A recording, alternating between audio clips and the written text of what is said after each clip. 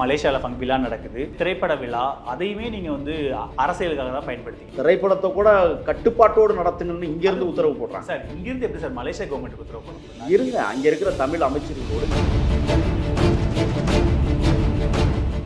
உங்க toilet cleaner bison toilet cleaner குவாலிட்டியை விட பெட்டர்னு நிரூபிச்சா உங்க மொத்த பணமும் ரீஃபண்ட். பைசன் டாய்லெட் கிளீனர் இப்போது 79 ரூபாயில். படத்துக்காக அரசியலா, அரசியலுக்காக படமானு தெரியாத அளவுக்கு தான் அங்கான செயல்பாடுகள் இருக்கு. அந்த படமே அரசியல் படம், ஜனநாயக படம் வந்து அரசியல் படம். அதை மலேசியாவில் வெளியிடுறாங்க. இங்கே வெளியிட்டால் நீங்கள் என்னென்ன கோல்மால் போடுவீங்க, என்னென்ன குதர்க்கத்தை உருவாக்குவீங்க, எந்த மாதிரியெல்லாம் எங்களுக்கு தடை போடணுமோ அவ்வளவு தடையெல்லாம் போடுவீங்க. உங்கள் மாதிரி நாங்கள் ஈரோட்டில் கூட ஒருத்தர் மேலே ஏறி நிற்கிறாரு, விஜய் சொல்கிறாரு, கண்டிக்கிறாரு. ஸோ அதுதான் எனக்கு விமர்சனமாகவே வைக்கிறாங்க. இன்னும் எவ்வளோ நாளைக்கு தான் இப்படியே ஒரு கூட்டத்தை வச்சிருக்க போறீங்க? இதுதான் இளைய சமுதாயத்தை இப்படி தான் வழி நடத்த போறீங்க. திருப்பரங்குன்றத்தில் விளையாடிய விளையாட்டு நாங்கள் அதை விமர்சனம் செய்ய விரும்பலை, கடந்து போகணும்னு நினைக்கிறேன். ஏன் கடந்து போகணும்னு நினைக்கிறீங்க? தமிழர்கள் தீபம் வச்சுருக்காங்க, 2 பேருமே நாடகம் நடத்துகிறாங்க. அதை விஜய் சொல்லவே இல்லையே, நாங்கள் இப்போ வரைக்கும் வாய் திறக்கவே இல்லையே. இல்லை சார், ஒரு விமர்சனம் திமுக உங்க மேல வச்சா அடுத்த நாள் 3 பக்கத்துக்கு ஒரு அறிக்கை கொடுக்குறாருல விஜய். இவ்வளவு பெரிய விவகாரம் தானே, இவ்வளவு பெரிய விவகாரம் நடக்குது இல்ல. திமுக தப்புன்னு சொல்லுங்க, பாஜக தப்புன்னு சொல்லுங்க, இல்ல 2 பேருமே அரசியல் பண்றாங்கன்னு சொல்லுங்க. 2 பேருமே அரசியல் பண்றாங்க. அதை சொல்லாம ஏன் பின்வாங்குறாரு விஜய் அந்த இடத்துல? லாக்அப் டெத்துக்கு களத்துக்கே போய் பார்த்துட்டு வர்றாரு. ஏன்னா ஏன் கேள்வி, ஏன்னா இதெல்லாம் திமுகக்கு எதிராக நீங்க உங்களால திருப்ப முடியும், அதனால நீங்க அதுக்கு ரியாக்ட் பண்றீங்க. இதுக்கு வச்சா சாதி வாக்கு போயிடும், இதுக்குள்ள வந்தா பாஜக நம்ம மேல கோவப்படுவாங்கன்னு பயப்படுறீங்க. அது இது அப்படி இப்படின்னு எப்படி பார்த்தாலும் இதுதான் ஹிட்டான ஆஃபர். குறைந்த விலை, நிறைந்த தரம், தங்கள் தேவைகள் அனைத்தும் ஒரே இடத்தில். ஜெயச்சந்திரன். மலேசியாவில் விழா நடக்குது, திரைப்பட விழா. அதையுமே நீங்க வந்து அரசியலுக்காக தான் பயன்படுத்திங்க. படத்துக்காக அரசியலா, அரசியலுக்காக படமானு தெரியாத அளவுக்கு தான் அங்கான செயல்பாடுகள் இருக்கு. நடிகர் தானே அவர் கடைசி படத்தை அப்படி நடத்தியிருக்கலாம். யார் வேண்டாம், நாங்களா வேண்டாம். அந்த படமே அரசியல் படம், ஜனநாயகம் படம் வந்து அரசியல் படம். அதை மலேசியாவில் வெளியிடுறாங்க. இங்கே வெளியிட்டால் நீங்கள் என்னென்ன கோல்மால் போடுவீங்க, என்னென்ன குதர்க்கத்தை உருவாக்குவீங்க, எந்த மாதிரியெல்லாம் எங்களுக்கு தடை போடணுமோ அவ்வளவு தடையெல்லாம் போடுவீங்க. உங்கள் மாதிரி நாங்கள் வள்ளுவர் ரூல்ஸை ஃபாலோ பண்ணுங்கன்னு சொன்னால் குதர்க்கமா சார்? வள்ளுவர் கூட்டத்தில் அப்போ ரூல்ஸை ஃபாலோ பண்ணிட்டாங்களா? திருவண்ணாமலையில் வந்து 1,30,000 பேர் கலந்து கொண்ட முதியவர்கள் மாநாடுன்னு பேசிக்கினாங்க. உண்மையிலே 1,30,000 பேர் கலந்து கொண்டாங்களா என்னதில்லை. உங்களுக்கு மட்டும் ஏன் அந்த கட்டுப்பாடு இல்லை?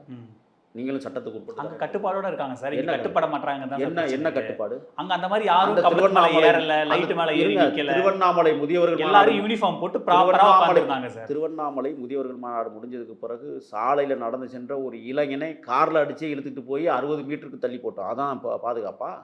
அதை பற்றி பேசுங்க. நீங்கள் ஏன் அதை பற்றி பேச மாட்டேங்கிறீங்க? எங்கள் தம்பியை ஆர்வம் இதில் தலைவனை வந்திருக்கிறான்னு சொல்லி காண கிடைக்காத ஒரு தலைவனை கண்களால் பார்க்க வேண்டும் என்று துடிக்கிறான். அவன் என்ன பண்ணுவான்? உங்களுக்கு கூட்டம் சேரலாம், மரம் ஏற மாட்டேங்கிறான். எங்களுக்கு கட்டுக்கல்லாத கூட்டம் நிற்கிற இடம்ல மரம் ஏறிட்டான். இதான் பிரச்சனை. அவர்களையும் கட்டுப்படுத்துவது தான். இப்போ எண்ணிக்கையிலான 5,000 பேர் வாங்க, அவங்களுக்கு வந்து QR கோட் 15,000 பேர் வாங்க. இல்லை, அப்போ கூட நம்ம எப்படிப்பட்ட ஒரு சமூகத்தை வழி நடத்துகிறோம், ஒரு இளைஞர்கள் எப்படி வழி நடத்துகிறோன்னு இருக்குல்ல சார். நீங்கள் வாங்க, கூட்டமாக நில்லுங்க, பாருங்க, கத்துங்க, கொண்டாடுங்க, போங்க. மேலே ஏறுறது அன்னைக்கு கூட ஈரோட்டில் கூட ஒருத்தர் மேலே ஏறி நிற்கிறாரு, விஜய் சொல்கிறாரு, கண்டிக்கிறாரு. ஸோ அதுதான் எனக்கு விமர்சனமாகவே வைக்கிறாங்க. இன்னும் எவ்வளோ நாளைக்கு தான் இப்படியே ஒரு கூட்டத்தை வச்சிருக்க போறீங்க? இதுதான் இளைய சமுதாயத்தை இப்படி தான் வழி நடத்த போறீங்க. ஏறுறது குற்றமா இல்லையா? ஏறி தான் சார் 40 பேர் செத்து போயிருக்காங்க. எங்கே? யார்? கரூரில். யார் சாகடிச்சது? அது சிபிஐ விசாரணை வந்தால் தான் தெரியும். நீங்கள் ஒரு செய்தி, அந்த இடத்த வந்து குறுகலாக கொடுத்து குதர்க்கமாக உருவாக்கி விட்டதே நீங்கள். சிபிஐ விசாரணை வெளியில் வரட்டும், வச்சு அடிக்கிறவங்கள நடந்துக்கிட்டு இருக்குல்ல, நாங்கள் விட மாட்டோமே. அதை எப்படி விடுவோம் நாங்கள்? நான் பேசி கொண்டிருக்கிற இந்த நேரம், நேற்றைய தினம் வெண்மணியில் 44 தமிழர்கள் உயிரோடு தீ வைத்து கொளுத்தப்பட்ட அந்த துக்ககரமான நாளுக்கு பிறகு மறுநாள் நாம் உட்காந்து பேசுவோம். அதுவும் திமுக ஆட்சியில் தான் நடந்துச்சு. அதுக்குள்ளே நான் போக விரும்பலை. சரிங்களா? நீங்கள் சொன்னீங்களே கட்டுக்கோப்பாடணும். எப்படி 19 உயிர்களை தாமிரபரணி நதிக்கரைக்குள் தள்ளிவிட்டு கொன்றார்கள்ல, அது என்ன கட்டுப்பாடு? அதை பற்றி பேசுவீங்களா? கள்ளக்குறிச்சி கனியாமூர் ஸ்ரீமதி பாப்பா விழுந்து செத்ததாக அறிவித்து மூடி மறைத்தீர்களே, அது எப்படி? நான் பேசணும்னா அப்புறம் நிறைய பேச வேண்டியது இருக்கு. பொருட்டாக மதிக்கிறதுனால தானே மலேசியாவில் நடைபெறுகிற திரைப்படத்தை கூட கட்டுப்பாட்டோடு நடத்துங்கன்னு இங்கேருந்து உத்தரவு போடுறாங்க. சார் இங்கிருந்து எப்படி சார் மலேசியா கவர்மெண்ட்டுக்கு உத்தரவு போட முடியும்? மலேசியா கவர்மெண்ட்டுக்கு போட வேண்டாம். அங்கே இருக்கிற அமைச்சர்களுக்கு போட்டாவே அமைச்சர்கள் அங்கே நடைமுறைப்படுத்துவாங்க. அங்கே இருக்கிற அங்கே இருக்கிற தமிழ் அமைச்சர்களோடு இங்கே இருக்கிற முதலமைச்சர் தொடர்பில் தான் இருக்கிறார். அங்கே அதுக்காக அது சொல்லுவாரா சார்? முதலமைச்சர் சொல்லுவாங்க. அவர் பேரை கூட பயன்படுத்த மாட்டாரு சார். யாரு? விஜயோட பேரை கூட பயன்படுத்த மாட்டாரு.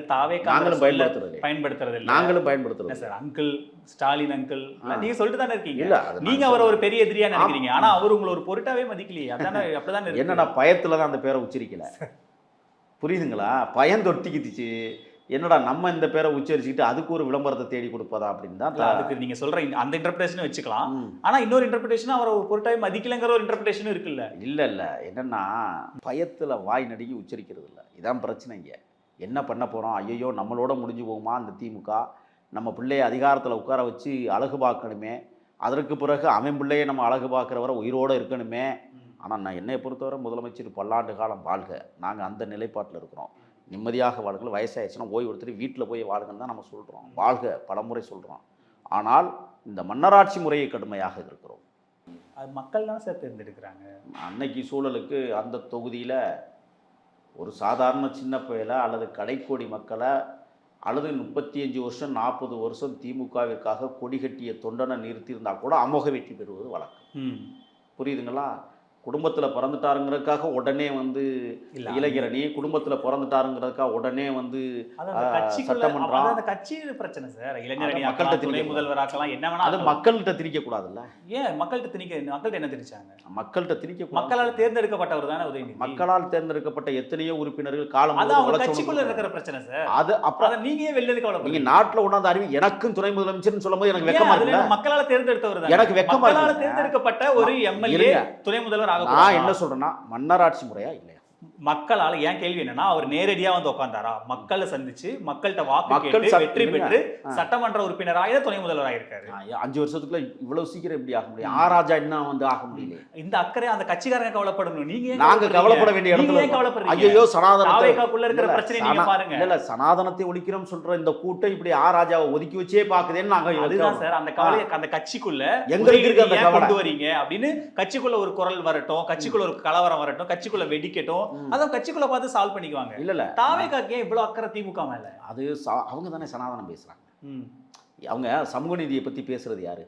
திமுக தான். அதனால தான் நாங்கள் ராஜாவை கேட்குறோம். ஏன் நீங்கள் அவரை அத்தனை ஆண்டு காலம், இத்தனைக்கு 30 ஆண்டு காலத்துக்கு மேலே உழைச்சிட்டு இருக்கிற ஒரு மனுஷனை துணை முதலமைச்சரை கொடுத்து அழகு பார்க்கலாமே அப்படிங்கிறத நாங்கள் வரித்தறிச்சலோட எல்லாம் அமைச்சரா டெல்லியில மத்திய அமைச்சரானது ஆராசா. யாரு கொடுத்த அழகு பார்த்தது? திமுக தான் அழகு பார்த்தாங்க. மத்தியில கொடுத்தீங்க, மாநிலத்தில் துணை முதல்வர் மத்திய அமைச்சரா இருந்திருக்காரு. ஒரு 29 வயசுல ஒரு மத்திய அமைச்சர் ஆகிறாரு. இந்தியா முழுக்க அவ்வளவு பெரிய துறைக்கு அவர் அமைச்சர், அவ்வளவு பெரிய அமைச்சர், அவ்வளவு பெரிய ஆளுக்கு துணை முதலமைச்சர் தமிழ்நாட்டில் கொடுக்க வேண்டியது. மத்திய அமைச்சரே ஆக்கிட்டாங்க. ஒரு கட்சிக்கு ஒரு திட்டம் இருக்கும், ஒருத்தருக்கும் ஒரு திட்டம் இருக்கும் சார். இது என்ன சார்? இதுதான் மன்னராட்சின்னு சொல்றோம். திமுக என்ன செய்யணும், யாருக்கு என்ன பொறுப்பு கொடுக்கணும் தாவேகாரங்க சொல்லுவீங்களா? இருங்க, நீ அப்ப சமூக நீதி பேசக்கூடாது சார். இது என்ன சார் லாஜிக்? அவர் சமூக நீதி அடிப்படையில் தான் சார் மத்திய அமைச்சரா கொடுத்திருக்காங்க. எவ்வளவு பேர் அதே சமூக நீதியில துணை அவருக்கு முன்னாடி எவ்வளவு பேர் வேலை பார்த்திருப்பாங்க. அதே துணை முதலமைச்சர் கொடுத்தாதான் உங்களுக்கு வந்து சமூக நீதி அர்த்தம். என்ன சார்? அப்ப உங்க பிரச்சனை உதயநிதி மேல இருக்கிற வன்மமே தவிர சமூக நீதி பார்வையில ஒரே ஒரு செய்தி நீங்க சொல்ல ஒத்துக்கிறேன். மாவட்டம் தோறும் துணை பொதுச் செயலாளர்னு அறிவிக்கிறேன். துணை செயலாளர், மாவட்ட துணை செயலாளர், ஒன்றிய துணை செயலாளர், ஒன்றிய இளைஞரணி துணை செயலாளர், மாநிலத்திலையும் மாநில துணை செயலாளர். இது ஏன் அந்த எஸ்சி கேட்டகரிக்கு தான் பொருந்துமா? நான் கேட்குறேன். ஏன் பொதுவில் நீங்கள் அறிவிங்களே, ஏன் அறிவிக்க மாட்டேங்கிறீங்க? அப்போ உங்களுக்கு என்ன இருக்குது? இதை நாங்கள் கேட்போமா கேட்க மாட்டோம். சமூக நீதி பேசுறதுனால கேட்குறோம். இருங்க, அதிமுக நாங்கள் பார்த்து கேட்குறோமா? ஏன்னா அவங்க அதை பின்பற்றுறது இல்லை, நாங்கள் கேட்கறது இல்லை. நீங்கள் சொல்லி இந்த மக்களை ஏமாற்றுகிறீர்கள் என்பதற்கு நாங்கள் தான் பேசணும், வேற வழி இல்லை. நாங்கள் தான் சுட்டி காட்டணும். அதை எங்களுக்கு தான் அந்த தகுதி. கட்சிக்குள்ள இருக்கிற பிரச்சனை நீங்க தான் சுட்டி காட்டணும். கட்சிக்குள்ள இல்லைங்க, அரசியல் அமைப்புன்னு ஒன்று இருக்குல்ல, கரெக்ட், அந்த அதிகாரம்னு ஒன்று இருக்குல்ல. உங்க கட்சிக்குள்ள நாங்கள் நுழையலை. அதிகாரம், மக்களுக்கான அதிகாரம்னு ஒரு அரசமைப்பு இருக்கிற காரணத்தால் அரசு இயங்குகிறது. அரசியல் என்பது வேறு, அரசு என்பது வேறு. இந்த அரசு நிர்வாகத்திற்கு வருகிற போது அரசியல் நிர்வாகத்தில் நீங்கள் என்ன பின்பற்றுறீங்களோ அதை இங்கேயும் கொடுக்க வேண்டியதானே, இங்கேயும் அழகு பார்க்க வேண்டியதானே. ஏன் அதை பயன்படுத்த மாட்டேங்கிறீங்க? இதுதான் எங்களுடைய கேள்வி. நான் கேட்குறேன், இளைஞர்னா எத்தனை வயசு? 40 இருக்கலாம், 35, 40. ஓகே, உதயநிதிக்கு என்ன வயசு? அதுக்கு என்ன சார்? இல்லை, நான் கேட்குறேன், அவர் எப்படி இளைஞராக இருக்க முடியும்? இதில் என்ன சார்? இது எல்லா கட்சியிலையும் அப்படி இது இந்த இவ்வளோ லாஜிக் எப்படி சார்? இல்லை இருங்க, நான் கேட்குறேன். விஜய் இளைஞரா இல்லையா?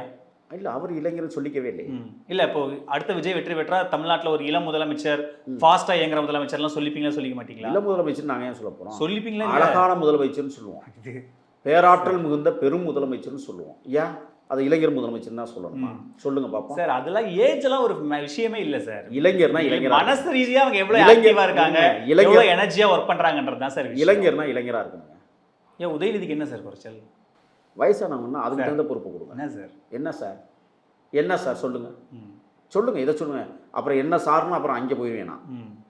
எங்கே அந்த சார்னு அப்புறம் போயிட்டேன்னா அப்புறம் உங்களுக்கு சிக்கல் பார்த்துக்கோங்க. ஆக தமிழ்நாட்டை ஆளக்கூடிய பொறுப்பும் கடமையும் புதியவர்களாக இருந்தாலும் வலிமை உள்ளவர்களாக இருக்கு. இந்த அளவுக்கு இப்ப மாற்றம் ஏற்படுற அளவுக்கான கள சூழ்நிலை இருக்கா? மாற்றம் நிகழ்ந்து 2 வருஷம் ஆச்சு, இன்னும் பேசிக்கிட்டு இருக்கு. இல்ல அந்த இடத்துல அறுவடை அந்த மாதிரியான இம்மீடியட்டா திமுக ஆட்சி மேல வெறுப்பு, ஆட்சி மாற்றம் வந்தே ஆகணுன்ற சூழ்நிலையில தமிழகம் இருக்கா என்ன? நீங்கள் அதை திமுக இருக்குல்ல, அவங்க நடத்துகிற கூட்டங்களை பார்த்தாவே தெரிஞ்சுக்க எதுக்காக இந்த கூட்டம் நடக்குது, எதுக்காக போய் கிறிஸ்தவ விழா நடத்துகிறாங்க, எதுக்காக தினந்தோறும் இப்போ விழாவை கொண்டாடுறாங்கன்னா பயத்தின் உச்சத்தில் இருக்கிறார்கள். எங்கள் தலைவரை பார்த்து எங்கள் இயக்கத்தை இஃப்தார் நோன்பு, கிறிஸ்மஸ் விழா எல்லா வருஷமும் நடக்கிறது. எப்போ போனாங்க? திமுக நடத்துறாங்கல்ல சார், முதலமைச்சரே கலந்துக்கிறாரு. இஃப்தார் நோன்பு அங்கே போய் கஞ்சியை குடிச்சுட்டு தொப்பி அணிச்சுட்டு வந்துருவாரு. விழா நடத்துறாங்களா? அது விழா தானே சார். தாவேக்காவும் அப்படி தானே சார் அந்த விழா நடத்துனாங்க.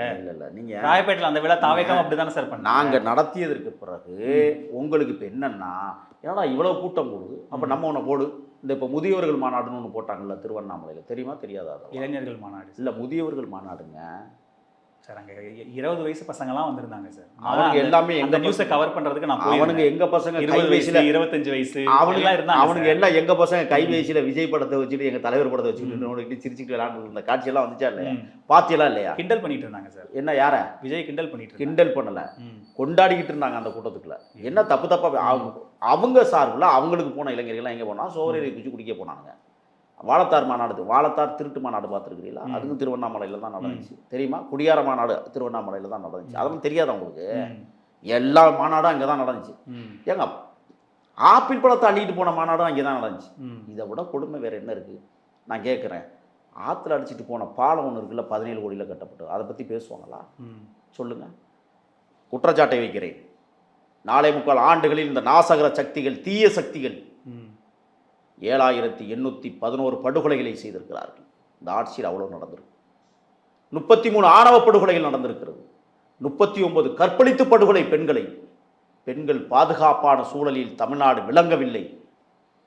பெண்களுக்கு எதிரான ஒரு ஆட்சி நடைபெற்று 9 போக்சோ வழக்கு காவல்துறை மீதே பதியப்பட்டிருக்கு. எப்படி இருக்கு? இந்த ஆட்சியை அப்புறப்படுத்துவதை தவிர எங்களுக்கு வேற வேலையே இல்லை. அடித்து நொறுக்குவதற்காகத்தான் எங்கள் தலைவர் எங்களை எல்லாம் களமிறக்கியிருக்கிறது. இவ்வளவு வன்கொடுமை ஏங்க? ஆற்றுல பாலம் அதை காணும். 2021 ஒரு திட்டம்ங்க, திருப்பத்தூர் தனி மாவட்டமாக அறிவிக்கப்பட்டதற்கு பிறகு 110 கோடி ரூபாய் செலவில் ஒரு கட்டடம் 2024 தான் இதே முதலமைச்சர் திறந்து வச்சார். குழந்துக்கிட்டு இருக்கு. அப்படியே போங்க, ராமநாதபுரம் மாவட்டம் 2 மாதத்துக்கு முன்னாடி ஒரு பேருந்து நிலையத்தை திறந்து வச்சார். கிட்டத்தட்ட 40 கோடியோ என்னமோ சொல்கிறாங்க. திறந்து வச்ச மக்கியனால அந்த பகுதியில் கடுமையான மழை. உள்ள கூரை கட்டை போட்டான், பஸ் ஸ்டாண்டுக்குள்ள கடையெல்லாம். என்னடான்னு கேட்டால் ஒழுகுதுங்கன்னா. திட்டங்களை உருவாக்குவதை கொள்ளையடிக்கிற நோக்கத்துக்காக இந்த கட்சி செயல்பட்டு கொண்டிருக்கிறது. இந்த திருட்டு மாடலை ஒழிக்க வேண்டும். திராவிடம் என்கிற புனித சொல்லை இவர்கள் கெடுத்து கொண்டிருக்கிறார்கள். அதை மீட்பதற்கு தான் எங்களது முதல் போர் தொடங்கி இருக்கிறது. ஒன்று சொல்கிறீங்க, இவங்க என்ன குறவை மீனும் கொக்கும் ஆளுகிற பள்ளிக்கரணையே ஆட்டை போட துடிச்சவங்க. இன்னொரு திட்டம் கொண்டுட்டு வந்தாலும் வருவாங்க. என்ன? கடலில் மிதக்கும் விடும் திட்டம், இத்தனை 1000 கோடிகள் நாங்கள் கட்ட எழுப்புகிறோன்னு சொல்லி அதில் கூட கமிஷன் கூறுவாங்க. ஆகையால் தான் அதெல்லாம் தடுத்து நிறுத்தப்பட வேண்டும் என்பதற்காகத்தான் தமிழக வெற்றி கழகம் இன்றைக்கு ஒரு ஒரு ஒரு அசாத்தியான, யார் அந்த சாருக்கும் விடை கிடைக்காமல் தடுமாறுகிறோம். என்ன? எந்த சாரு? எந்த சாரு வந்தது? யார் அந்த சாருன்னு கேட்டீங்கல்ல, அந்த வழக்குக்கு நீதிமன்றம் ஒத்த தீர்ப்பே வந்துருச்சு. வேப்பஞ்சாறு கூட சொல்கிறோமா? ஆமாம், அதே நீதிமன்றம் தான் திருப்பரங்குன்றத்தில் விளையாடிய விளையாட்டுன்னு தெரியும். நாங்கள் அதை விமர்சனம் செய்ய விரும்பலை, கடந்து போகணும்னு நினைக்கிறேன். ஏன் கடந்து போகணும்னு நினைக்கிறீங்க? நீங்கள் உங்களுக்கு அதில் என்ன ஒரு பார்வை இருக்கும்ல, நீங்கள் உங்களுடைய பார்வையை சொல்லுங்கள். தமிழர்கள் தீபம் ஏற்றி விட்டார்கள். தருதலைகள் கீழே போனால் நாங்கள் இப்போ அறிக்கை கொடுக்கணுமா? சொல்லுங்கள். இல்லை சார், நான் என்ன கேட்குறேன், நீங்கள் 2 தரப்பு இருக்கு. அரசு முடியாதுன்னு சொல்ல கேள்வி, தமிழர்கள் முடியாதுன்னு சொல்லுது. இங்கே ஒரு தரப்பு நாங்கள் மேலே ஏற்றி தீர்வோன்னு சொல்கிறாங்க. நீதிமன்றம் ஒரு உத்தரவு கொடுக்குது. இதுக்கு அங்கே எல்லா கட்சிகளும் ரியாக்ட் பண்ணுறாங்க. ஒரு கட்சி 2 தரப்பும் அரசியல் பண்ணுறாங்கன்றாங்க. ஒரு கட்சி இல்லை பாஜக தான் சரின்றாங்க, ஒரு தரப்பு திமுக சரின்றாங்க. நாங்கள் 2 பேருமே நாடகம் நடத்துகிறார்கள். அதை விஜய் சொல்லவே இல்லையே. நாங்க விஜய் இப்ப தான் வரைக்கும் வாய் திறக்கவே இல்லையே. நாங்க சார், சொல்ல உங்களுக்கு ஒரு பார்வை இருக்கும் சார். சார் நீங்க வந்து எப்ப இருந்து அரசியல் பேசுறீங்க, என்னென்ன அரசியல் பேசுறீங்க, உங்களுக்குன்னு ஒரு பார்வையை கேட்கவே இல்லை. தாவேகா விஜயோட ஸ்டாண்ட் ஒரே ஒரு செய்தி, இஸ்லாமியர்களாக இருக்கக்கூடிய தமிழர்களும் இந்து என்று திணிக்கப்பட்ட தமிழர்களும் மேலே தீமை ஏற்றி 6 மணிக்கே முடிச்சிட்டாங்க. அது கோவில் நிர்வாகம், அந்த இடம் சார்ந்த உரிமையாளர்கள் பண்ணுறது. இவங்களுக்கு என்ன வேலைங்க? சூப்பர். இந்த கேள்வி விஜய் கேட்கலாம்ல? நாங்கள் தான் கேட்குறோமே, அப்புறம் என்ன சார்? நீங்க கேட்கலாம் சார். அப்புறம் உங்களுடைய கேள்வி இல்ல சார். நீங்க இன்னைக்கு தான் தாவேகால சேர்ந்திருக்கீங்க சார். உங்களுடைய பதில் எனக்கு வேணாம் சார். விஜயோட பதில் தான் சார் எனக்கு வேணும். இதுதான் பதில். அவரும் இதைத்தான் பேசவே இல்லையே சார். வெளியே பேசுறது என்ன தயக்கம்? ஒரு விஷயம் நல்லா தெரிஞ்சுக்கோங்க. கொள்கை எதிரி பார்த்து ஏதாவது பயப்படுறாரா என்ன? உள்ளம் நினைப்பதெல்லாம் உதடுகளால் சொல்லணும். அது சொல்லணும் சார். நான் அரசியல்ல இருக்கும் இல்ல இல்ல அது பேச முடியாது. ஏன்னா ஏன் என்ன ஒரு வார்த்தை விட்டு அது பவர்ஃபுல். உலகம் முழுக்க அறிக்கை கொடுங்க சார். கிளியரா எழுதி. இப்ப நீங்களா இருக்கீங்க, நாஞ்சில் சம்பத் இருக்காரு, அருண்ராஜ் இருக்காரு, ஆதவர்ஜுனா இருக்காரு, ராஜ்மோகன் இருக்காரு. கிளியரா எழுதி வார்த்தை பிறல் உங்களெல்லாம் மீறி ஒரு தப்பான ஒரு அரசியல் பிழை இருக்கிற கட்டுரை வெளில வந்துருமா? ஒரு அறிக்கை தான் படிக்கணுமா? அந்த எண்ணமே சொல்லிக்கிட்டு இருக்கு, அதை எடுத்துக்க மாட்டேங்கிறேன்னு சொல்லி சார் இன்னைக்கு தான் நீங்க அந்த கருத்தை சொல்றீங்க. தாவேகா கிட்ட இருந்து அப்படியான அப்புறம் வச்சீங்க. ஏன்னா இப்ப நீங்க தாவேகால இருக்கீங்கல்ல, அதனால ஏன் விஜய் சொல்லலன்ற ஒரு கேள்வி கேட்கறீங்க. தலைவர் என்ன சொல்லுவாரோ அதை நான் சொல்லிட்டேன். அப்புறம் உங்களுக்கு பிரச்சனை இல்லையே? விஜய் சொல்லவே இல்லையே. ஏன் அவர் தான் சொல்லலையே? அப்புறம் எதுக்கு எங்க அவர் தான் சார் அந்த தலைவர், கட்சிக்கோ தலைவர். என்ன சொல்றேன்னா, தலைவர் ரியாக்ட் பண்றாரு, தலைவர் இபிஎஸ் ஒன்னு ரியாக்ட் பண்றாரு, தலைவர் ஒன்னு பேசுறாரு. தலைவரின் உத்தரவில் பணியாற்றக்கூடிய தொண்டர்கள் நாங்க பேசிட்டு இருக்கிறோம். வேற என்ன உங்களுக்கு வேணும் சொல்லுங்க. தப்பா எங்களை பேச வைக்கிறீங்களா? நீங்க நாங்க பேச மாட்டோம். அறிக்கை கொடுத்துருங்க சார். எதுக்கு அறிக்கை? சார் அறிக்கை நான் என்ன உடன்பரப்பே, உளுந்தம்பருப்பே, கத்திரிக்காயை, கருவாட்டு குழம்புன்னு கடிதம் எழுத சொல்றீங்களா? நாங்க அதெல்லாம் எழுத மாட்டாங்க. எங்களுக்கு இல்ல சார். ஒரு விமர்சனம் திமுக உங்க மேல வச்சா அடுத்த நாள் 3 பக்கத்துக்கு ஒரு அறிக்கை கொடுக்குறாருல விஜய். இவ்வளவு பெரிய விவகாரம் தானே, இவ்வளவு பெரிய விவகாரம் நடக்குது இல்ல? திமுக தப்புன்னு சொல்லுங்க, பாஜக தப்புன்னு சொல்லுங்க, இல்ல 2 பேருமே அரசியல் பண்றாங்கன்னு சொல்லுங்க. 2 பேருமே அரசியல் பண்றாங்க. அத சொல்லாம ஏன் பின்வாங்குறாரு விஜய் அந்த இடத்துல? அதெல்லாம் பின்வாங்கவே இல்ல, முன்வாங்கி போயிட்டு இருக்காரு. அதிகாரத்தை கைப்பற்ற செலக்டிவா இருக்க மாதிரி இருக்கே சார். அதெல்லாம் கிடையவே கிடையாது. ஆணவ படுகொலை இப்ப நீங்க சொன்ன மாதிரி 39 ஆணவ படுகொலை நடந்திருக்கு. ஒரு ஆணவ படுகொலை அவரு ரொம்ப தீவிரமா இயங்கும் போது நடந்திருக்கு. அதுக்கு பேசவே இல்ல. மதம் தொடர்பான விவகாரம், தீபம் தொடர்பான விவகாரத்துக்கு பேசல. எதுக்குதான் பேசுவார்? பாஜக சம்பந்தப்பட்ட எல்லாத்துலயும் மௌனம் காக்குறாரு, சாதி தொடர்பான விஷயங்களுக்கு அமைதி காக்குறாரு. என்ன லாஜிக் இதுல? 33 ஆணவ படுகொலையில் நம்ம மண்ணில் நடந்தது. 33 பேச முடியாது. கவின் கவுண்ட் பேசுங்க அட்லீஸ்ட். அப்படி பேச முடியாது. அப்படி ஏன் பேச முடியாது? அப்படி பார்த்தா அப்புறம் ஏன் மதுரை மாநாட்டுல ஆணவ படுகொலைக்கு தனிச்சட்டம் வேணும் தீர்மானம் கொண்டு வந்தீங்க? உச்சநீதிமன்றத்துல வழக்கு போட்டது தாவேகா. அது தெரியுமா தெரியாதா? இருக்கட்டும், அது பேச வெளிப்படையா சொல்லுங்க. கவின் ஆணவ படுகொலை கிருஷ்ணகிரியில ஓபனா சொல்லவா, ஒரு நாடார் வகுப்பை சேர்ந்த ஒரு குடும்பம், அவங்க அப்பா அந்த தம்பி ஒரு பறையச்சியை திருமணம் செய்து கொண்டான் என்பதற்காக அவங்க அப்பா அவங்க அம்மாவையும் கொன்னு அவனையும் கொன்னு மருமகளையும் கொல்ல நினைச்சு இப்ப சிறை கம்பி எண்ணிக்கிட்டு இருக்கிறாருங்கிறது வேற. அதையும் பத்தி தான் பேசுவோம். நாங்கள் அதை பற்றி பேசுறதுக்கு தான் வந்திருக்கோம். இந்த தேசம் மலந்தண்ணியை குடித்தவனையே குற்றவாளியாக்கி கூண்டில் நிறுத்துகிற கேவலங்கட்ட இந்த ஆட்சியாளர். Correct sir. எனக்கு அதுல என்னன்னா அதுக்கு விஜய் ரியாக்ட் பண்றாரு. லாக் அப் டெத்துக்கு களத்துக்கே போய் பார்த்துட்டு வர்றாரு. ஏன்னா ஏன் கேள்வி முடிச்சு, ஏன்னா இதெல்லாம் திமுகக்கு எதிராக நீங்க உங்களால திருப்ப முடியும், அதனால நீங்க அதுக்கு ரியாக்ட் பண்றீங்க. இதுக்கு வச்சா சாதி வாக்கு போயிடும், இதுக்குள்ள வந்தா பாஜக நம்ம மேல கோவப்படுவாங்கன்னு பயப்படுறீங்க. அப்பதான் எடுத்துக்க யாருங்க பாஜக என்னங்க? அப்ப திருப்பரங்குன்றத்துல பேச வேண்டியதானே? திருப்பரங்குன்றத்துல நாங்க கருத்தை சொல்றோம்ல, அப்புறம் என்ன? விஜய் பேசலையே சார். அந்த சமயத்துல நாங்க பீக்ல இருக்கும்போது விஜய் பேசவே இல்ல. பேசவே போதும். இப்போ நீங்க பேசுறீங்க சார். இஷ்யூ அவ்வளவு பத்தி எரிஞ்சிட்டு இருக்கும்போது விஜய் பேசவே இல்ல சார். தேவையில்லை, நாங்க பேசிட்டோம். வேற என்ன? நீங்க பேசுறது இல்ல, அந்த கட்சியில யாருமே பேசல. நான் பேசுறல, தலைவர் இட்ட கட்டல, நான் பேசுறேன், ஒத்துக்கோங்க. இதான் பிரச்சனை. இப்ப என்னப்ப அங்க என்ன மலையில ஏத்துற தீபம் அப்படியே எரிஞ்சிருச்சுன்னா இல்ல அங்க ஏன் இவங்க அந்த சமயத்துல ஏன் பேசாம இருந்தாங்க? நீங்க 2 பேரும் நாடகம் நடிச்சிட்டு இருக்கிறத போய் அத சொல்லுங்கன்றேன். நான் எக்ஸ்போஸ் பண்ணனும்ல. திமுக க்கு எதிரா பேசுங்க. திமுக எதிரா பேசுதா உங்களுக்கு ரொம்ப பிடிக்கும்ல, அத பேசுங்க. 2 பேருமே கருங்காலிகள். நாங்க அத சொல்லுங்கன்னு சொல்றேன். அந்த கருங்காலிகளை பேசுவதற்கு என் தலைவன் வார்த்தை வரக்கூடாதுன்னு நாங்க நினைக்கிறோம். அப்புறம் ஏன் மத்த விஷயத்துல திமுக பேசுறீங்க? என்ன ஒரு வார்த்தை சொன்னதுக்கு முதல்வர் புதிய கட்சின்னு ஒரு வார்த்தை சொன்னதுக்கு 3 பக்கத்துக்கு அறிக்கை கொடுக்குறாரு விஜய் 2 நாளைக்கு முன்னாடி. ஆமா கொடுப்போம். ஆணவ படுகொலைக்கு பேசல. அதே மாதிரி இந்த லாக் அப் டெத்துக்கு ஏன் அந்த களத்துக்கே போய் பாக்குறாரு? இருங்க, ஏன்னா திமுக க்கு எதிராக திருப்ப முடியும், அதனால போறாரு. அப்ப இது செலக்டிவா தானே சார் நம்ம பண்றோம்? அதிகார மையத்தில் இருக்கிற அயோக்கியர்கள் செய்த படுகொலை நீங்க அப்ப ஆணவ படுகொலை அதிகாரத்துல இருக்கிறவங்க பண்ணலன்றீங்களா? அது அதிகார ஆணவ திமிரு, அதிகார திமிரு அந்த கொலையை நடக்குது. அதை ஒடுக்குறது யாரோட வேலை? அரசோட கடமை. அதை கண்டிங்க. அரசியல் இத சொல்லுங்க. சரி, நாங்க பேசல பண்ணல. முதலமைச்சர் போனாரா? அதை ஏன் பேச மாட்டேங்கிறேன்? கனிமொழி அங்க இருந்து இல்ல, துணை அவங்க தான் அவங்கள எல்லாத்தையும் விட்டுருங்க. பண்ணி வச்சு கே.என். நேரு கனிமொழி அங்க இருந்து இறுதி சடங்கு நடக்கிற வரைக்கும் அவங்க தான் இருந்தாங்க. அது ஓட்டு வாங்குறதுக்காக போய் உட்கார்ந்துட்டு இது இருந்தாங்க. என்ன நாங்க சார் ஓட்டுக்காக ராஜ்யம்? நான் போகல. ஒரே ஒரு விஷயம் நல்லா நான் நீங்க தான் சார் ஓட்டுக்காக இல்ல இருக்கீங்க. நான் யார் சொன்னா? தாவேக்கா தான் சார் ஓட்டுக்கு சாதி வாக்குக்கு பயந்துட்டு ரியாக்ட் பண்ணாம விட்டீங்க சார். திமுக அமைச்சர் ஒரு அமைச்சர் அந்த நான் முதவே கட்சியுடைய சொல்லிட்டேன். துணை எல்லாத்துக்கும் முதவே களத்துல இருந்தாங்க சொல்லிட்டேன். சார். முதவே சொல்லிட்டேன். திருப்பரங்குன்ற பிரச்சனை என்ன, கவின் ஆணவ படுகொலை என்ன, லாக்அப் டெத் வச்சுக்கோங்க. இருங்க, லாக்அப் டெத்தில் எங்க தலைவர் நேரா போனாங்க. ஏன் போனாரு சார்? அதிகார மையத்தில் இருக்கிறவன் அயோக்கியத்தனம் பண்ண, அதனால போனாரு. கவின் படுகொலையுமே அதிகார மையம் சரியா கையாளலன்னு தானே பிரச்சனையே. என்ன பிரச்சனை? நீங்க தான் சொல்றீங்க திமுக ஆட்சியில 39 ஆணவ படுகொலை 33 இதா 33 இதா 33 நடந்திருக்கு. என்ன ஆட்சி நடத்துறீங்கன்னு கேளுங்கன்ற. அதுதான் கேட்கலையே சார் விஜய். இவங்கள்ட்ட எதிர்பார்க்க முடியாது. அதுக்காக தான் டெல்லிக்கு போயிருக்கோம். அப்ப என்ன சார் இது? இவங்க நடைமுறைப்படுத்த மாட்டா டெல்லிக்கு அப்ப போய் லாக்அப் டெத்துக்கு மட்டும் நீங்க நேரடியா திமுக விமர்சிக்கிறது ஆமா, சரியா? அது அதிகார மையத்துல உங்க ஆட்சி. ஏன்னா அப்ப அவங்களுக்கு எதிராக திருப்ப முடியும். இல்ல ஒரே ஒரு செய்தி நம்ம யதார்த்தமா பேசுறோம். இது இல்லங்க, இதாங்க எங்க அரசியல் ஸ்ட்ராட்டஜின்னு சொல்லிருங்க. அந்த போலீஸ்காரங்க கேள்வியே கிடையாது. அந்த போலீஸ்காரங்களை வழி நடத்துறது யாரு? மு.க. ஸ்டாலின் முதலமைச்சர் தானே. அதனால நாங்க போனோம். கேள்வி கேட்போம். நீங்க அதிகார மையத்துல இருக்கிறவனே அட்டுழியம் பண்ணா உங்க கேட்போம். ஆளுகைக்கு கீழ இருக்கிற ஒரு மாவட்டத்துல ஒரு ஆணவ படுகொலை நடக்குதுன்னா யார் சார் பொறுப்பு? எது? உங்க ஆளுகைக்கு கீழ இருக்கிற தமிழ்நாட்டுல ஒரு ஆணவ படுகொலை நடக்குது, யார் சார் பொறுப்பு? முதலமைச்சர் தானே பொறுப்பு. ஆமா, உங்க ஸ்டாலின் அவர் தானே பொறுப்பு. ஆமா. அவரை விமர்சிங்கன்றேன், ஆனா அதையும் விமர்சிக்க மாட்டீங்களே. ஏங்க அவங்களுக்கு புரியலங்க. நாங்க என்ன பண்ண, ஏன் நாங்க இந்த விஷயத்துக்கு அவரை போய் நாங்க அவருக்கே புரியலைன்னா நாங்க போய் அவர்கிட்ட நோண்டி விட முடியுமா? இது எப்படி சார் சரியா? நான் என்ன கேட்கறேன்னா, கண்டிங்கன்னு சொல்றேன். இருங்க, நான் ஒரே ஒரு விஷயம். நீங்க இந்த ஒவ்வொரு கொலைக்கும் சொல்லிக்கிட்டு இருக்கீங்களா? எத்தியார் குப்பத்தில் 23 பேர் கள்ளச்சாராயம் முடிச்சு செத்து போனால முதலமைச்சர் போனாரா? சொல்லுங்க, ஏன் போகல? கள்ளக்குறிச்சி கருணாபுரத்தில் 68 பேர்னு உங்க கணக்கு, எங்க கணக்குல 87 பேர் செத்து போனாங்களா? முதலமைச்சர் போனாரா? ஏன் போகல? சொல்லுங்க. சரி, நான் எல்லாத்தையுமே கேளுங்க சார் சொல்றேன். இருங்க. ஆனா இந்த என்ன கொஞ்சம் சிந்திக்க விட்டு.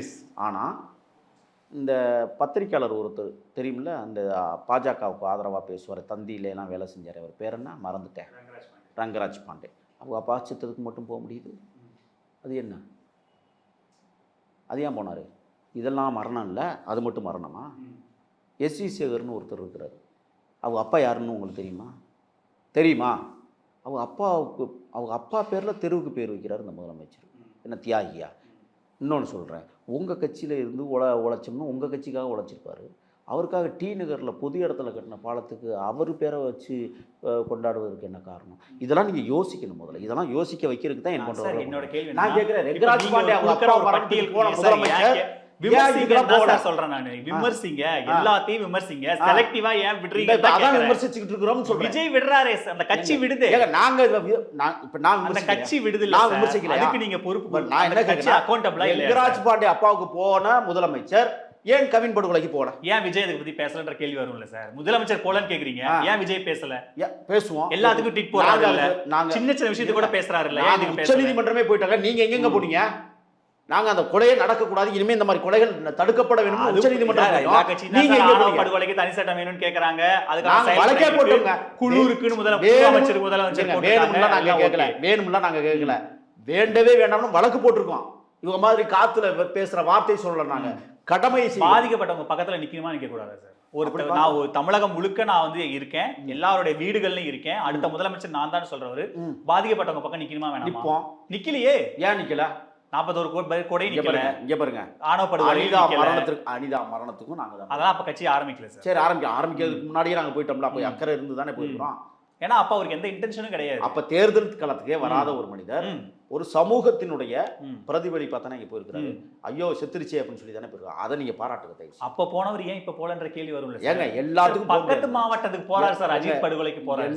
நான் என்ன அதுக்கு இந்த முன்னாடி இருக்கிற மாவட்டத்துக்கு போல சார். இது அதிகார படுகொலை, ரெண்டுக்கும் வித்தியாசம் இருக்கு. இது மட்டும் என்ன சார், ஆணவத்துல கொலை பண்ணிருக்காங்க சார். ஏன் சார் அவனுக்கு ஒரு படிக்கிற பையன், ஒரு இன்ஜினியரிங் பட்டதாரியா ஆணவத்துல கொலை பண்ணிருக்காங்க. தப்பா ரைட்டா இருங்க.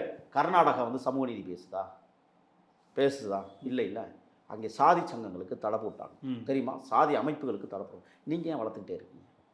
வளர்ப்பதும் நீங்க தான், வெட்ட சொல்றதும் நீங்க தான். லார்ஜர் டிபேட்ல பேசுறீங்க. அப்படி இல்ல, சின்ன ஒரு விஷயத்தை, சின்ன விஷயம் இல்ல. ஆனா நீங்க அந்த விஷயம் தவிர நீங்க ஒரு லார்ஜர் டிபேட்ல இத பெரிய விஷயமா எடுத்ததனால தான் உச்சநீதிமன்றமே போயிருக்கிறோம்னு சொல்றேன். அப்புறம் திருப்பி நீங்க என்ன கேக்குறீங்க?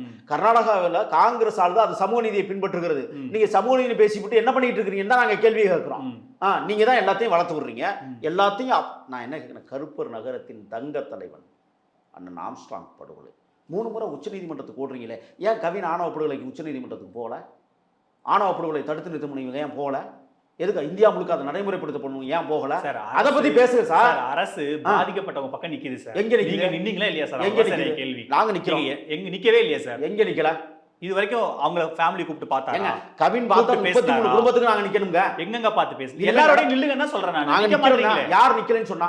நீங்க இப்ப கவின் நிக்கவே இல்லையே சார். இருங்க, கவின் படுகொலை மட்டும் வச்சுக்கிட்டு நீங்க பேசக்கூடாது. 33 பேர் செத்துருக்காங்க. சார், ரொம்ப அதை பத்தி லாஜிக்கான பேசுங்க. கேள்வி வரல சார். அஜித் படுகொலைக்கு நிக்கிறாரு, கவின் படுகொலைக்கு நிக்கல. ஏன் நிக்கல? அவ்வளவுதான் ஒரே கேள்வி சார். நான் ஒரே கேள்வி சொல்றேன், 33 படுகொலைக்கும் போகணும் அப்படின்னா இனிமே எல்லாமே போவார். நீங்க சொல்லி அவர் இனிமே போவாரு. நிறுத்துவோம் சொல்றேன். இனிமே இது நடக்காது, நிறுத்துவோம் சொல்லுங்க. இல்ல, நீங்க சொல்லுங்க அவர்கிட்ட. இதுக்கெல்லாம் நம்ம பேசணுங்க, ரியாக்ட் பண்ணுங்க. நீங்களே சொல்லுங்க. ஏங்க நிறுத்துறதுக்கு நாங்க வழிபாட்டுக்கு பார்த்துட்டு இருக்கிறோம், நடந்ததை போய் பேசிட்டு இருக்கிறேன், முடிஞ்சதை பத்தி. இல்ல, இப்ப நீங்க உங்கள மாதிரியான களத்துல இருந்து தீவிரமா நான் தான் அரசியல் சொல்றேன். பேசுறீங்கன்னா, இந்த விவகாரம் இனிமே நடந்துச்சுன்னா அவர்கிட்ட சொல்லுங்க. இல்லங்க, இதுக்கெல்லாம் நம்ம நிக்கணுங்க, கூட நடக்கக்கூடாதுன்னு தான் போராடுறோம். நடக்கக்கூடாதுன்றதா சார். தடுக்கணும்னு போராடுறோம். தடுக்கணும்னு போராடுறோம். முடிஞ்சிருச்சு. ம். கவின் இனிமே உயிரிழந்து வர போறது முடிஞ்சிருச்சு. ஆனால் நாங்க என்ன நினைக்கிறோம்னா, கவினோட நின்னுக்கணும்னு நாங்க நினைக்கிறோம். அதுக்காக போராடுறோம். அதுக்காக உச்சநீதிமன்றம் போறோம். நடக்கட்டும். இப்ப இந்த ஆட்சியில மீண்டும் ஒரு ஆணவ படுகொலை நடக்குமே ஆனால் இந்த அரசை எதிர்த்து கண்டிப்பா பெரிய போராட்டம் வெடிக்கும்னு நான் சொல்றேன். ஏன் நான் கேட்கிறேன், தம்பியை அடிச்சு கொன்னேட்டாங்க 6 போலீஸ் சேர்ந்து. வீட்டுக்கும் போனோம். ஏன் அது அதிகார மையத்தில் நடந்த படுகொலை, மிகப்பெரிய அதிகார மையத்தில் போலீஸ்காரங்களே அடிச்சு கொண்டது. இது ரொம்ப ரொம்ப அது நடந்த சம்பவம் இப்போ வெளிச்சத்துக்கு வந்துகிட்டு இருக்கு. அது எதுக்குன்னு இப்போ உலகமே அறிஞ்சிக்கிட்டு இருக்கு. தெரியுமா தெரியாது அது எதுக்காக நடந்ததுன்னு? என்ன எதுக்காக நடந்தது? அது டாபிக் இல்லை, அதை விடுங்க. நம்ம இதுக்குள்ள வாங்க. இல்லை, அது தெரிஞ்சுக்கணும்ல, மக்கள் தெரிஞ்சுக்கணும்ல. தேர்தல் செலவுக்கு பணத்தை கொண்டே அடுக்குகிற வேலையை கோபுரங்களே இப்போ வச்சுட்டு இருக்கிறாங்க. அது விமர்சனம் தான் சார். விமர்சனம் இல்லை, அப்புறம் எதுக்கு அடிச்சு கொண்டீங்க? நாங்கள் சொல்ல சிபிஐ விசாரணையில் அதெல்லாம் வந்திருக்கு. தகவலை தான் சார் வந்திருக்கு. இன்னும் ரிப்போர்ட் வரல சார். வரும். சமூக வலைதளங்களில் அப்படி ஒரு தகவல் வந்து வரும். பொறுத்துருங்க, எல்லாத்துக்கும் பொறுத்துருங்க. அப்போ கேடு கெட்டவர்கள் இந்த தேசத்தை ஆள்வதை ஒரு நாளும் நாங்கள் பார்த்து கொண்டிருக்க முடியாது. அனைத்திற்கும் ஒரு முட்டுக்கட்ட முடிவு எங்களுக்கு வேணும். எங்களுக்கு முடிவு தெரியணும். அதுக்காகத்தான் நாங்கள் போராடுறோம். இல்லை, உண்மையிலே மாற்றம் இந்த முறை வாய்ப்பு இருக்குன்னு நினைக்கிறீங்க. ஏன்னா இப்பதான் கட்சி ஆரம்பிச்சிருக்காரு. முதல் முறையே ஆட்சியை பிடிச்சிட முடியாதுன்னு நிறைய பத்திரிகையாளர்கள், நிறைய அரசியல் விமர்சகர்கள் சொல்றாங்க. என் டி ராமராவ் வந்து கட்சி ஆரம்பிச்ச 9 மாசத்துல தானே வந்து தெலுங்கு தேசத்துல அவர் ஆட்சி ஆண்டாரு. ஆனா அதுக்கப்புறம் ஆரம்பிச்ச சிரஞ்சீவியாலேயோ பவன் கல்யாணாலேயோ அந்த தேசத்து மண் அப்படி, அந்த தேசத்து மண் அப்படி. அதே அப்ப நீங்க அதை விட்டுருங்க, நான் தமிழ்நாட்டுக்குள்ள பேசுவோம் நம்ம. ஆமாம், வரும், பொறுத்துருங்க. ஏன் இல்ல, அதுதான் இந்த 2 வருஷத்துலேயே அதுக்கான வாய்ப்பு. அதெல்லாம் அழகா ஆட்சியை பிடிக்கலாம். எல்லாத்துக்கும் வழி இருக்கு. ஒன்று, அரவிந்த் கெஜ்ரிவால் ஒன்றும் கட்சி ஆரம்பிச்சு ரொம்ப நாள் இல்லையே, 11 மாசத்துல டெல்லி ஆண்டார்ல. அதுதான் ஹிஸ்ட்ரி ஷோஸ் தி வே. வரலாறு நமக்கு வழிகாட்டியாக இருக்கிறது. தமிழ்நாட்டை நாங்கள் வெல்லுவோம். பொறுத்துருங்க. இது நடக்கலைன்னா நீங்கள் சொல்கிறத நான் கேட்குறேன். ஸோ அதுக்கான வாய்ப்புகளும் இருக்குது. 100% இருக்குது. இளைஞர்கள் மட்டும் அல்ல, வீட்டுக்கு 2 ஓட்டை உருவாக்கி கொடுத்தா அரசியல் கட்சியை தொடங்கி இருக்கிறார் தலைவர். ரசிகர்களாக 2 ஓட்டை உருவாக்கி கொடுத்தா போதுங்க. இப்போ அரசியல் கட்சியை ஆரம்பிச்ச உடனே அப்பனை மட்டும் இன்னும் மதிமயக்க முடியல. அது பொம்பளை பிள்ளையே ஏவி விட்டுருக்காங்க. அப்பனை மடக்கி கொண்டுட்டு வாங்க, முடிஞ்சிடும். எல்லாமே ராஸ் அவுட் ஆக போகுது. மற்றதெல்லாம் தமிழக வெற்றி கழகத்திற்கு முன்னால் இந்த சிறு குழந்தை தவழ்ந்து எழுந்து நடக்க ஓட ஆரம்பிக்கிற போது பதறுகிற கூட்டம், கதறுகிற கூட்டம் கதறி கொண்டிருக்கட்டும். டிவிக்கோட டார்கெட் அதிமுக தான். அதிமுக இந்த தேர்தல் அடிச்சு வீழ்த்தி 2வது இடத்துக்கு நம்ம பொசிஷன் பண்ணிக்கிட்டா அடுத்தடுத்து வர தேர்தல்களில் திமுக வெர்சஸ் தாவேக்காங்கிற இடத்துக்கு நம்ம நகர ஈஸியா இருக்கும்னு அவங்க அதிமுகவை டார்கெட் பண்ற மாதிரி இருக்கேன்னு ஒரு பார்வை சொல்றாங்க. ஏன்னா விஜய் உங்க வாயில தான், ஏன்னா ஜெயலலிதா அவர்கள் புகைப்படத்தை உங்க வாயில தான் சொல்றீங்க.